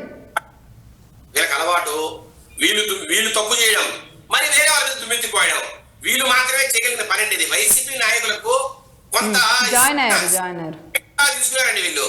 జగన్మోహన్ గారి దగ్గర నుంచి చూస్తున్నారో రాజశేఖర్ గారి దగ్గర చూస్తున్నారో తెలియదు కానీ ఒక్క నిమిషం కొంచెం డిస్టర్బ్ అయింది. కొంచెం సెక్రటరీ గారు తప్పు చేశాడని మాట్లాడడం ఏ రకమైన పద్ధతులు అండి? నేను అంటున్నా ఏమంటే 1952లో జీవి మావలాంకర్ అనే ఒక స్పీకర్ ఆ రోజు అయ్యా కోరం ఎంతైతే అవసరమో మనకు మన పార్లమెంట్ లో అంత మంది స్ట్రెంగ్త్ ఉన్న ఒక పార్టీని అపోజిషన్ పార్టీగా రాష్ట్రంలో 3 పార్టీలు కలిసి 3 పార్టీలు కలిసి అధికారాన్ని పంచుకుంటున్నారు. సెక్రటరీ గారు ఒక నిమిషం సెక్రటరీ గారు ఒక నిమిషం 3 పార్టీలు కలిసి ఒక నిమిషం ఉండబ్బా 3 పార్టీలు కలిసి అధికారాన్ని పంచుకుంటున్నారు. 3 పార్టీలలో మీకు ఆల్టర్నేటివ్ ఏదైనా ప్రతిపక్షం ఉందంటే అది 3-4 పార్టీ వైఎస్ఆర్ కాంగ్రెస్ పార్టీ. వైఎస్ఆర్ కాంగ్రెస్ పార్టీకి మీకు ఆ ముగ్గురికి కలిసి వచ్చి 54% వచ్చే వైఎస్ఆర్ కాంగ్రెస్ పార్టీకి ఒక్కదానికి 40% ఓటు వచ్చినప్పుడు మనకు ఓటుని ప్రాధాన్యత తీసుకోవాల్సిన అవసరం ఉందా? రాష్ట్ర ప్రజలు ఇంపార్టెంటా, మన సంఖ్య ఇంపార్టెంటా? రాష్ట్ర ప్రజలు ఇంతమంది కలిసి ఇంతమంది జగన్మోహన్ రెడ్డి అసెంబ్లీ దగ్గరికి వచ్చే వరకు పర్సంటేజ్ పారామీటర్ ఉండదండి, నెంబర్ బేస్డ్ ఆన్ నెంబర్ ఉంటుంది. మనం ఆ చిన్న దీన్ని ఎలా మర్చిపోతాం? పారామీటర్ ఇంపార్టెంట్ కాదు, రాష్ట్ర ప్రజలు ఇంపార్టెంట్. మీరు ముగ్గురు కలిసి అక్కడ ఎంతమంది ఉన్నారు ఉన్నటువంటి జగన్మోహన్ రెడ్డి గారు వచ్చి అసెంబ్లీలో మాట్లాడతామంటే మేము టైం ఇవ్వమని మీ అంతటా మీరే ఓపెన్ గా అనౌన్స్ చేస్తే ఎందుకు వచ్చి మీతో తిట్టాలి? మీరు తిట్టించుకోవాలా? మీరు వచ్చి అసెంబ్లీలో కూర్చొని జోబులో చేతులు పెట్టుకొని మన ఇష్టం వచ్చినట్టు మనం తిట్టుకుంటా కూర్చుంటే ఊగుతా తిట్టుకుంటా ఉంటే అక్కడికి వచ్చి తిట్టించుకోవడానికి రావాలా? మీరు అసెంబ్లీ టైం ఇచ్చే మీదేం పోతుంది అసలు? ప్రజా సమస్యలు, రాష్ట్రంలో ఉన్నటువంటి సమస్యలు అసెంబ్లీలో ఏమండి? మరి అలాంటప్పుడు ఇంకా అటెండెన్స్ ఎందుకండి? ఇప్పుడు అటెండెన్స్ చేయడానికి మాత్రం ఎందుకు రావడం? అప్పుడు ఎందుకు రామని లేకున్నారు? మీరు అదే చేత లేకపోతుంది. జగన్మోహన్ రెడ్డి గారు వచ్చి మీరు చేసినటువంటి అరాచకాలు రైట్ ఒక్కల వాయిస్ వినిపిస్తుందండి, ఒక్కల వాయిస్ అవుతారని తెలుసు జగన్మోహన్ రెడ్డి గారిని, అందుకు అసెంబ్లీకి రానిలే. ఆయన అసెంబ్లీకి వచ్చే మీ చరిత్ర అంతా తోడతాడు. అసెంబ్లీకి వచ్చే టైం ఇస్తే ఆయన మీ చరిత్ర రాష్ట్రంలో ఏమేమి జరుగుతుంది అంతా తోడితే జనం బయటకు వస్తారని మీకు తెలుసు కాబట్టి జగన్మోహన్ రెడ్డి గారు అసెంబ్లీకి ఉద్దేశంలో భాగంగానే మీరు స్పీకర్ లో మీ ఎమ్మెల్యేలు మినిస్టర్లు అడ్వాన్స్ గా అనౌన్స్ చేస్తున్నారు. జగన్మోహన్ రెడ్డి గారు శేఖర్ రెడ్డి గారు డైవర్ట్ అవుతుంది. మోహన్ రెడ్డి గారు సమస్యల గురించి చెప్పండి. సమస్య ఏమండి? ఇప్పుడు రాష్ట్ర వ్యాప్తంగా ఉన్న సమస్యలు లేదంటే మీ జిల్లాల్లో ఉన్న సమస్యలు ఏదైనా ఇప్పుడే తీసుకోవాల్సిన చర్యలు ఏమన్నా ఉంటే ఒక సూచన చేయండి. అధికార పార్టీకి ప్రతిపక్షాలు చేయాలిగా, చెప్పండి. ఒక నిమిషం శేఖర్ రెడ్డి గారు మీరు ఆగండి. శేఖర్ రెడ్డి గారు ఆగండి, ఆయన చెప్పండి. నేను కూడా మాట్లాడాలి కదా. ఆయన మాట్లాడినప్పుడు నేను ఊరుకుంటా, నేను మాట్లాడినప్పుడు ఆయన జోక్యం చేసుకుంటాడు. చెప్పండి చెప్పండి చెప్పండి శేఖర్ రెడ్డి గారు. సబ్జెక్ట్ పోవాలంటే వినాలి కదా. ఇప్పుడు జగన్మోహన్ రెడ్డి గారు నేను అసెంబ్లీకి మోహన్ రెడ్డి గారు నాకు నేమ్ కన్ఫ్యూజ్ అవుతున్నట్టున్నా. శేఖర్ రెడ్డి గారు మీరు ఆగండి ఒక్క నిమిషం, మోహన్ రెడ్డి గారు మాట్లాడినివ్వండి. చెప్పండి. జగన్మోహన్ రెడ్డి గారు సమయం ఇమ్మన్నారు, ప్రతిపక్ష హోదా ఇమ్మలే. సమయం ఇమ్మన్నప్పుడు 40% ఓటు వచ్చినప్పుడు సమయం ఇచ్చేదానికేమో దానికి కూడా పారామీటర్ రాసుకోవాలా, కొలతలు వేసుకోవాలా. ఆ కొలతలు వేసేటప్పుడు ఓటు కొలతలు కూడా వేసుకోవచ్చు కదా. ఈ కొలతలు వేసుకోకుండా ఆ కొలత వేసుకొని మీరు రావద్దంటున్నారు. రావద్దంటే ఎందుకు? రాష్ట్రంలో మీరు 3 పార్టీల తరఫున మీరు ఇచ్చినటువంటి హామీలు విపరీతంగా ఉన్నాయి కాబట్టి, ఆ హామీలు నెరవేర్చలేకున్నారు కాబట్టి, ఆ హామీలు నెరవేర్చలేక వాటిని ఎక్స్పోజ్ చేసుకోవాలని సూపర్ 6 అని బ్రహ్మాండంగా సూపర్ హిట్ అని మీటింగులు పెట్టుకుంటే ఆ సూపర్ పట్టయిన తర్వాత మళ్ళా మీటింగ్ పెట్టుకోవడానికి ధైర్యం చేయలేని పరిస్థితుల్లో మీరు ఉన్నారు కాబట్టి ఈ రోజు కేవలం పెన్షన్ ఇచ్చే జగన్మోహన్ రెడ్డి గారు ఇస్తున్నటువంటి పెన్షన్ 3,000 నుండి 4,000 చేసినారు. 3,40,000 పెన్షన్లు తొలగించినారు. వాటిని తీసుకొని పోయి ఏదో గ్రామంలో పెట్టి ఆడపోయి మీరు ఓపెనింగ్ చేసుకొని దాన్ని ఎక్కువ పబ్లిసిటీ చేసుకోవడానికి వాడుకుంటున్నారు తప్ప ఈ రాష్ట్రంలో డెవలప్మెంట్ అనేది లేకుండా చేసినారు. కాబట్టి డెవలప్మెంట్ కాకుండా అరాచకాలు, అన్యాయాలు, అక్రమాలు, దోపిడీలు, దౌర్జన్యాలు, మడ్డలు, రేపులు చేస్తున్నారు. కాబట్టి వీటిపైన జగన్మోహన్ రెడ్డి గారు ఎక్కడికక్కడ ఎప్పటికప్పుడు అక్కడికి వెళ్ళి వాళ్ళకు ఓదార్చి వాళ్ళకు ధైర్యం చెప్పి వాళ్ళపైన ఏది వాళ్ళకుండా చూడుకోవాలనే ఉద్దేశంలో భాగంగా ఆయన జనాల్లోకి పోవాలనే ఉద్దేశంలో పోతూ ఉంటే ఆయన కూడా జనంలోకి పోనీయకుండా మీరు ఏదో విధంగా అడ్డు పెడతారు, పోలీసులు పెడతారు. మాకు జనాలు రానికుండా పోలీసులను అడ్డు పెడతారు తప్ప జగన్మోహన్ రెడ్డి ప్రతిపక్ష నాయకుడు పోతున్నాడు, ఆయనకి ఏదైనా జరగకుండా చూసుకోవాలనే ఆలోచన మీలో లేదు. కేవలం జనం రానికుండా ఉండేందుకు అడ్వాన్స్ గా ముందు రోజు రాత్రులు కాలువలు తగ్గుతారు, రోడ్డు తగ్గుతారు, అక్కడ జనాలు రానికుండా చూస్తారు. ఆయన వచ్చిపోతే ఆయన మీద మళ్ళీ మర్డర్ కేసులు అంటారు, రేప్ కేసులు అంటారు, రకరకాలుగా మీరు తయారు చేసుకొని వచ్చినటువంటి వ్యక్తులు కాబట్టి మీ చరిత్ర అంతా అసెంబ్లీకి వచ్చి మాట్లాడితే మీరు తట్టుకోలేరు. కాబట్టి ఆ తట్టుకోకుండా ఉండాలనే ఉద్దేశంలో భాగంగానే ఆయన రానికుండా చేస్తున్నారు. కాబట్టి 14 నుండి 19 వరకు అసెంబ్లీలో జగన్మోహన్ రెడ్డి గారు ఏ విధమైనటువంటి అభిప్రాయంతో మీ దగ్గరికి వచ్చినారో, ఎన్నిసార్లు అసెంబ్లీలో మీరు టైం ఇవ్వకుండా పోతే ఆ టైం ఇవ్వకుండా అప్పుడు ఉన్నటువంటి స్పీకర్ కోడెల సుప్రసాద్ గారు ఆ నిరాకరిస్తే అప్పుడే ఆయన దండ పెట్టి, అయ్యా మీకు మీ అసెంబ్లీకి ఒక దండం, నేను బయటకు పోతున్నా, నేను జనం దగ్గరికి వెళ్తున్నా, జనం సమస్య తెలుసుకుంటా, జనంతోనే తెలుసుకుంటా, అక్కడే మాట్లాడతానని చెప్పి పాదయాత్ర చేపట్టి 3,648 కిలోమీటర్ల పాదయాత్ర 1.5 సంవత్సరం చేసినటువంటి జగన్మోహన్ రెడ్డి గారు ఈ రోజు మీరు అసెంబ్లీకి రాకుండా ఆయన చెప్పి అక్కడ జనం దగ్గరికి వెళ్ళి అక్కడ సమస్యలు తెలుసుకొని ప్రెస్ మీట్ పెట్టి ప్రభుత్వానికి ఎత్తి చూపిస్తున్నాడు. అయ్యా ఈ విధమైనటువంటి సమస్యలు ఉన్నాయి, మీ ఈ సమస్య పరిష్కరించండి అంటే మీరు మాట్లాడే వాళ్ళు పరిష్కరించండి. మరి అది పరిష్కరించడానికి మొదలు పెట్టకుండా శేఖర్ రెడ్డి గారి నుండి పెద్ద పెద్ద వాళ్ళందరినీ తీసుకొచ్చి ఉదయం నుండి సాయంత్రం వరకు జగన్మోహన్ రెడ్డి గారి ప్రెస్ మీట్ కు స్పందించడానికి వస్తారు తప్ప ఆయన చెప్పినటువంటి దాంట్లో ఇది మంచి ఉంది, ఇది చెడ్డ ఉంది, ఈ చెడ్డను పరిష్కారానికి ప్రయత్నం చేసే తప్పులు ఏమున్నాయి మీరు సర్దిద్దుకుందాం అనుకోకుండా ఎదురుదాడులు చేస్తారు. ఎదురుదాడుల్లో కేసులు పెడతారు, కేసులు పెట్టి లోపల పెట్టి మళ్ళీ చట్టపరంగా రాని బయటకు మీరు అంటారు. మీ ఇష్టం వచ్చినట్టు అక్రమ కేసులన్నీ పెట్టి ఈ చట్టాన్ని దాన్ని అడ్డు పెట్టుకొని ఆ కేసులన్నీ ఇడిపించుకుంటా ఇదిలించుకుంటా మేము బయటకు వస్తుంటే మీరు లోపల పెడతాంటే ఇదే పనే కదా. మీరు మాట్లాడిన మాటలు మీరు చేసిన పనులకు ఏ కేసు ఉండదు. కిరణ్ అనేవాడు తిట్టినటువంటి తిట్లు ఎంత బూతులు తిట్టాడో అలాంటి తిట్టినటువంటి వ్యక్తిని ఏ ఒక్కరోజు కూడా జైల్లో పెట్టుకుంటే స్టేషన్ బెయిల్ ఇచ్చి బయటికి పంపించారు.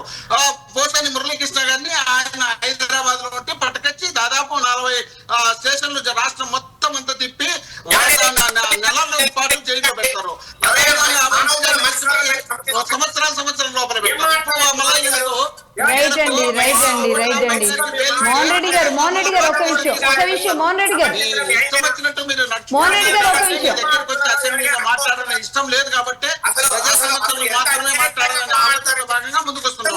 మీరు మాట్లాడుతున్నారంటే కృష్ణమూర్తిని సమర్థిస్తున్నారంటే మీరు ఏ స్థాయిలో అంతకన్నా ఎక్కువ ఉండదు. కృష్ణమూర్తిని అంత తప్పులు పెట్టడానికి అంత పెద్ద బూతులు ఏం లేవు. కానీ మీ పవన్ కళ్యాణ్ గారు మాట్లాడిన మాటలు కానీ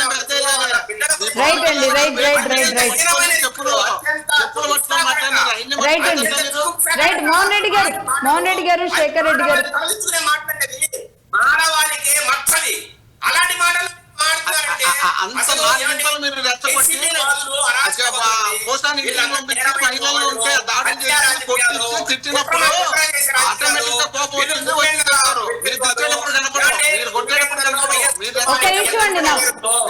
పక్కన పెట్టేసి మీరు మాత్రం శేఖర్ రెడ్డి గారు హైదరాబాద్ లో 100 మంది చంపడానికి కారణం ఎవరండి? కడప నుంచి గూండాలని చంపేది మన వాస్తవం కాదా?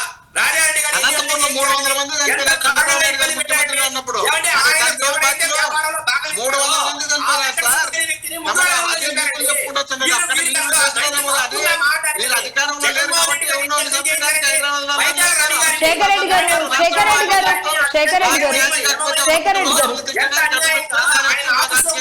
శేఖర్ రెడ్డి గారు ఒక్క నిమిషం. ఎంత మందిని మీరు మటన్ చేయించారండి? అసలు మీకు మాడే నైతిక హక్కు ఉందా? ఒక్క విషయం ఆగండి. శేఖర్ రెడ్డి గారు ఇది ఇలాంటి పరిస్థితుల వల్లే ఒక నిమిషం కాదు అసెంబ్లీ సమావేశాలే కాదు ఒక్క నిమిషం అండి. అసెంబ్లీ సమావేశాలే కాదు, డిబేట్లు చూడడానికి కూడా ప్రజలకి కాస్త మీరు ఆ గ్యాప్ ఇస్తే మీరు ఏం మాట్లాడుతున్నారో తెలుసండి. ఒక్క నిమిషం ప్లీజ్. మీరు ఒక మాట వినాలి దయచేసి. మీరు మోహన్ రెడ్డి గారు అంతసేపు మాట్లాడించి ఆయన చెప్పే సులుకబుర్లన్నీ మీరు జనానికి ఇప్పించాలనుకున్నారు. లేదు ఆగండి. ఆయన చెప్పిన తర్వాత మీరు చెప్పండి అని నేను ఆపుతున్నాను. శేఖర్ రెడ్డి గారు, ఈ రోజు మీరు అధికార పార్టీ నాయకులండి. మీరు చెప్పే అవకాశం ఇవ్వరా? మీరు కొత్తలు వేసే మోహన్ రెడ్డి గారితో గంట మాట్లాడుకుంటే ఎవరైనా ఏం మాట్లాడారండి? మధ్యలో మోహన్ రెడ్డి గారు ఆగండి. అదే ఇప్పుడు ఆయన మాట్లాడేటప్పుడు మీరు మాట్లాడడం ఆయన మాట్లాడడం వల్ల శేఖర్ రెడ్డి గారు ఇంకా మీరు ఆపితేనే కదండి. కాదండి, ఇప్పటికి కూడా మీరు ఆపట్లేదు. చూడండి ఎంతసేపు ఉంటే మాట్లాడుతున్నారు. చూడండి ఎంతసేపు మాట్లాడుతున్నారు. చూడండి మాట్లాడేటప్పుడు ఊరుకుంటా ఆయన దానికి వస్తాడు. అదే ఓకే అండి. శేఖర్ రెడ్డి గారు చెప్పేది వినండి. మోహన్ రెడ్డి గారు ఆగండి. మోహన్ రెడ్డి గారు ఆగండి కాసేపు. మోహన్ రెడ్డి గారు ఆగండి కాసేపు. మోహన్ రెడ్డి గారు ఆగండి. మోహన్ రెడ్డి గారు ఆగండి. ఈ టైం కోసం లెక్కలు కాదు. మీరు మాట్లాడేటప్పుడు శేఖర్ రెడ్డి గారు ఇంటరప్ట్ అవుతున్నారు, ఆయన మాట్లాడేటప్పుడు మీరు అవుతున్నారు. ఇది చూసే వాళ్ళకి కూడా అర్థం అవుతుంది. వీళ్ళని ఆపలేదు, వాళ్ళని ఆపట్లేదు కాదు. కానీ ఆగండి ఒక్క నిమిషం ఆగండి. శేఖర్ రెడ్డి గారు ఆగండి. మోహన్ రెడ్డి గారు ఆగండి. మీరు మోహన్ రెడ్డి గారు ఆగండి ప్లీజ్. శేఖర్ రెడ్డి గారు ఇదే విధానమే. అంటే రెచ్చగొడితే మేము రెచ్చిపోతాము, లేదంటే వాళ్ళు ఒక ట్రాప్ ఆగండి చెప్పేది వినండి. వాళ్ళు ఒక ట్రాప్ లో లాగుతుంటే మేము ఆ ట్రాప్ లోకి వెళ్ళిపోతాము అనుకుంటే మీరు అధికార పార్టీ అండి. మీరు అధికార పార్టీ. వాళ్ళు ఇదే జరుగుతుంది. చెప్పండి. నా మాట దయచేసి వినండి. మీరు మా గొంతు నొక్కేయడానికి ప్రయత్నం చేస్తే మేము తిరగబడకుండా పోము. ఖచ్చితంగా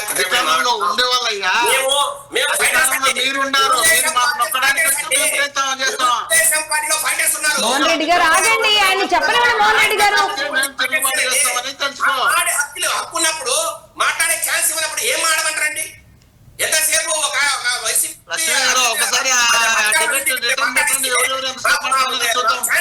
మోహన్ రెడ్డి గారు కాసేపు ఆగండి. ఎవరెవరు ఎంత మాట్లాడినారో మీరే పెట్టండి, చూడండి ఒకసారి. మోహన్ రెడ్డి గారు ఆగండి, మాట్లాడకండి, మీరు ఆగండి. శేఖర్ రెడ్డి గారు ఇక్కడ సమయం ఇవ్వండి ఎవరంటున్నారు? మేడం నేను మాట్లాడే వస్తుంది. రెండోది, ఇప్పుడు మీరు బడ్జెట్ గురించి నన్ను అడిగారు. నేను చెప్పే లోపలే కట్ చేసి అమరావతి గురించి రకరకాల దుష్ప్రచారాలు చేస్తున్నారు, విషప్రచారాలు చేస్తున్నారు. దానివల్ల ఆగండి. ఇప్పుడు ఆయన మళ్ళా అరెస్టులు వెళ్తారు. అసలు ఏంటండి మన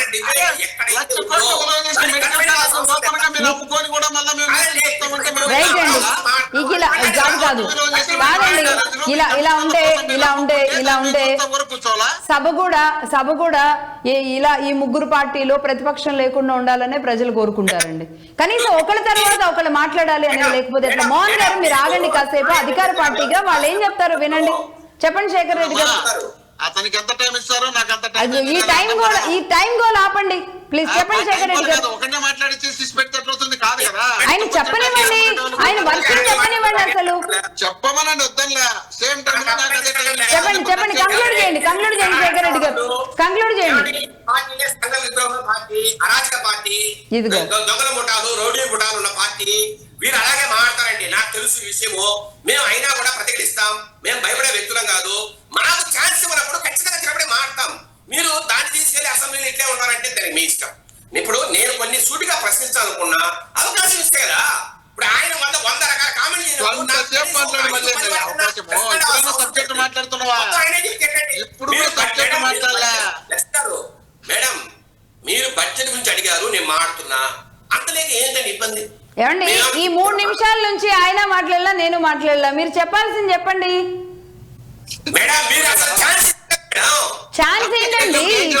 ఇక్కడ మీరు మాట్లాడండి, మీరు చెప్పండి, బడ్జెట్ గురించి చెప్పాల్సింది చెప్పండి.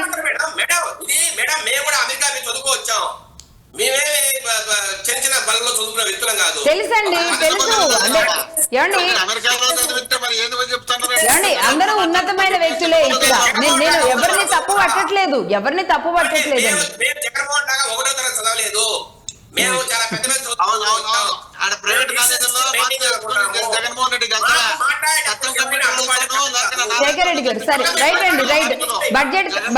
బడ్జెట్ తర్వాత బడ్జెట్ ఏమండి వ్యవసాయ బడ్జెట్ అలాగే పయ్యావుల కేశవ్ గారు చదవబోయే జనరల్ బడ్జెట్ రెండు కూడా ఎలా ఉంటాయో చూద్దాం. మొత్తానికి అయితే దీనికి కూడా డుమ్మాలు కొట్టేలాంటి పరిస్థితి వచ్చిన తర్వాత మోహన్ రెడ్డి గారు ఒక విషయం పార్టీ కూడా ఆలోచించుకోవాల్సింది. ఇప్పటికే ఇన్ని డుమ్మాలు కొట్టిన తర్వాత ఇంకా మళ్ళీ వెళతారు అన్న ఆశ అయితే ప్రజల్లో లేదు. రేపు ఎన్నికల్లోకి వెళ్ళేటప్పుడు ప్రజల దగ్గర నుంచి వచ్చే ఫస్ట్ తిరస్కారం ఇదే అవుతుంది వైసీపీకి. అలాగే టీడీపీ కూడా రెచ్చగొడితే రెచ్చిపోయేలాంటి ధోరణిలోనో లేదంటే ఒక పార్టీ ట్రాప్ లోనో పడేలాగా ఉండడం మాత్రం అటు అధికార పార్టీకి కూడా సమంజసం కాదేమో. చూద్దామండి బడ్జెట్ ఎలా ఉంటుంది. ఎనీవే థ్యాంక్ యూ అండి, థ్యాంక్ యూ శేఖర్ రెడ్డి గారు, మోహన్ రెడ్డి గారు ఇద్దరికి ధన్యవాదాలు. దుర్గా కుమార్ గారిది నెట్ ప్రాబ్లం వచ్చినట్టుంది, నేను తీసుకోలేకపోయాం. ఎనీవే ఇది డిబేట్ చూస్తూనే ఉండండి మగధా న్యూస్. నేను లక్ష్మి సైనింగ్ ఆఫ్.